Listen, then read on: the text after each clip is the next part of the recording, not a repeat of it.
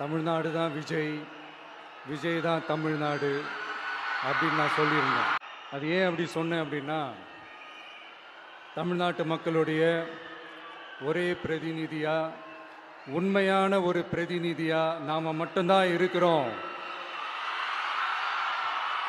அப்படின்றதுக்காக தான் அப்படி நான் சொன்னேன். அப்புறம் அந்த தேர்தல் பற்றியும் நான் சொல்லியிருந்தேன். தமிழ்நாடு வர்சஸ் ஸ்டாலின் சார், அதாவது விஜய் வர்சஸ் ஸ்டாலின் சார், அதையும் நான் சொல்லியிருந்தேன். அப்புறம் இன்னொரு கேள்வியும் கேட்டிருந்தேன். இது தமிழ்நாடு சட்டசபைக்கான ஒரு தேர்தல், இதை ஏன் தமிழ்நாட்டுக்கும் டெல்லிக்குமான ஒரு எலெக்ஷன் சொல்றீங்க அப்படின்னு நான் கேட்டிருந்தேன். உடனே விஜய் பாஜகவுக்காக பேசுறாரு அப்படின்லாம் திருச்சி பேச ஆரம்பிச்சிட்டாங்க.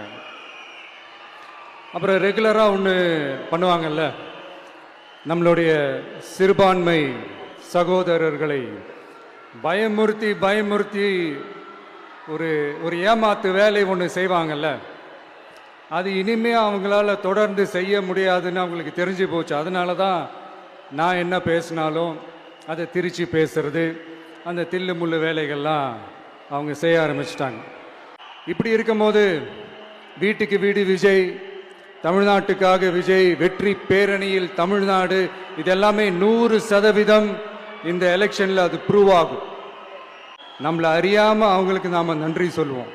அந்த மதிப்பிற்குரிய அந்த மனிதர்கள் வேற யாரும் இல்லை, விவசாயி விவசாயி விவசாயி.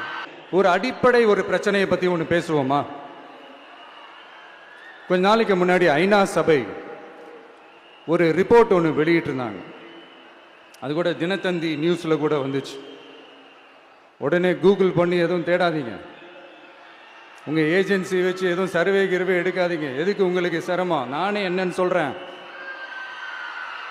தண்ணீர் திவால் அப்படின்ற அந்த தலைப்பில், தண்ணியே இல்லாமல் திவால் ஆக போகுது அப்படின்ற அந்த கட்டுரை படிக்கும் போது உண்மையிலேயே மனசுக்கு ரொம்ப பகீர்னு இருந்தது. இந்தியாவிலேயே, அது முக்கியமாக நம்ம தமிழ்நாட்டில் இன்னும் கொஞ்ச காலத்திலேயே தண்ணியே இல்லாமல் திவாலாக போகுதான். மலைகளை முழுகினா பின்ன வேற என்ன நடக்கும்? கனிம வளங்களை கொள்ளையடிச்சா பின்ன வேற என்ன நடக்கும்?